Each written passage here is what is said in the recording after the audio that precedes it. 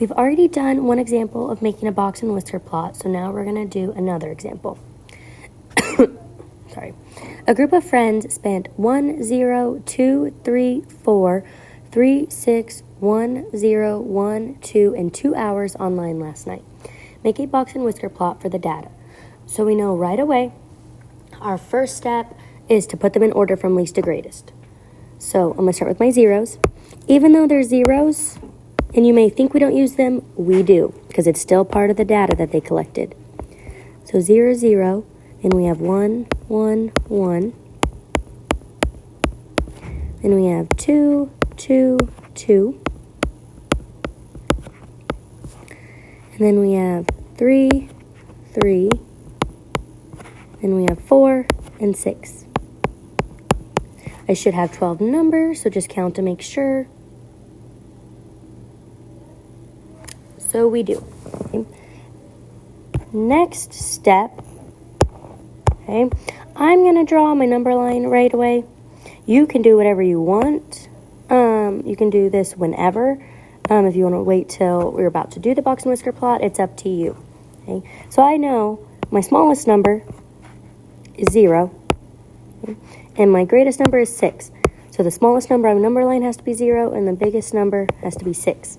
And then I plug the rest of these numbers in where they would go. So 1, 2, 4, 5.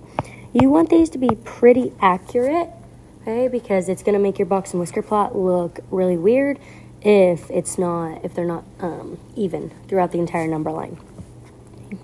So I know 0 is my least. 6 is my greatest. Okay. Now I need to find my median. Okay. So I'm going to cross them off as I go. So do 1, 1, 1, 1. Okay, and we get 2 and 2, which we know when we add them together and we divide by 2 is 2. So I'm going to put a line right here, and I'm going to put a 2 right there. That represents my median. So remember, when there's an even amount of number, we are not, our median goes right in the middle, and we are not going to use the median when we find our first quartile and our third quartile. So this is our median. It's 2.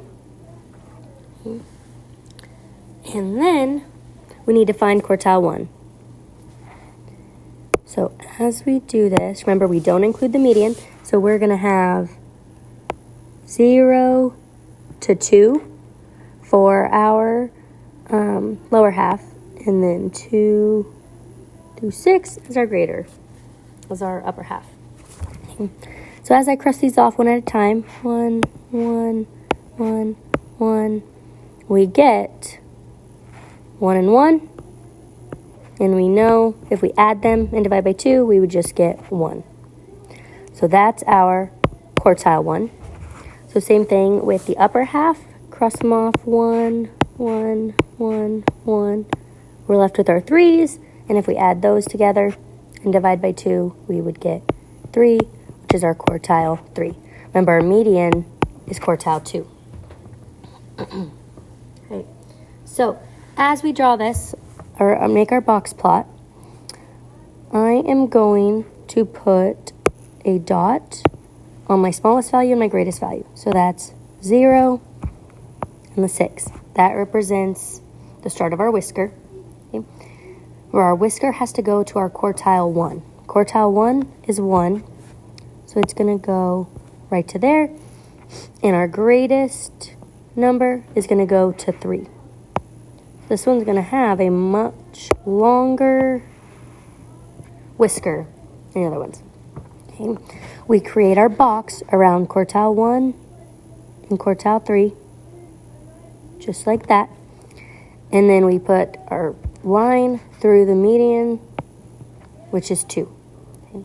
So if we look up at the top, we should have least value, which is there, quartile 1, which is there, quartile 2, which is the median, is right there, quartile 3 is there, and then our greatest numbers right there.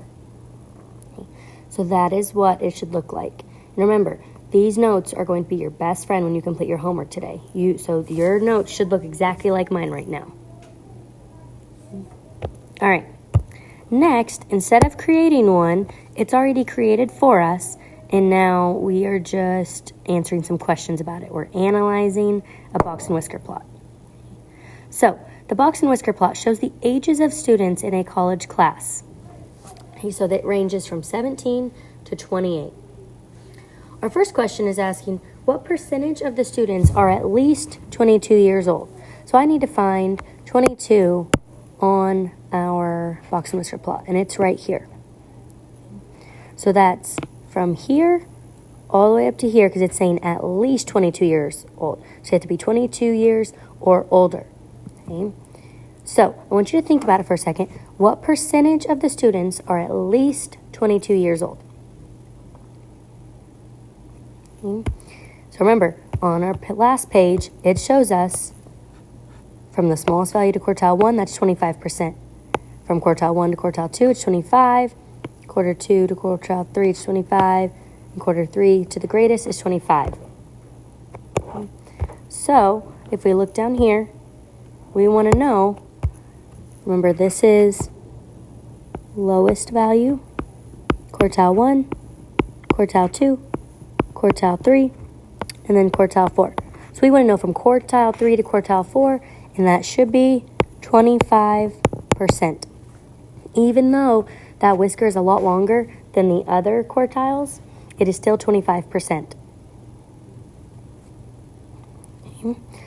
Does anyone know what that is as a fraction? So remember, a percent is always on top of 100. So that would be 25 over 100.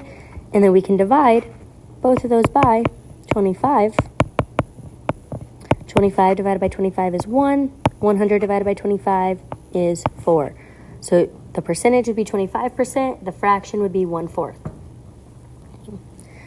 So next, it's asking what percentage of the students are at least 17 years old. Okay. So 17 is right here. And it's asking how many are at least that age. So that's all of our data. So that would mean 100% of the students are at least 17 years old. Okay, every single one of them are. All right, next, it says what percentage of students are between 19 and 22 years old? So that's from 19 to 22 years old. So that's two quartiles. It's this quartile and this quartile. We know this is 25% and this is 25%.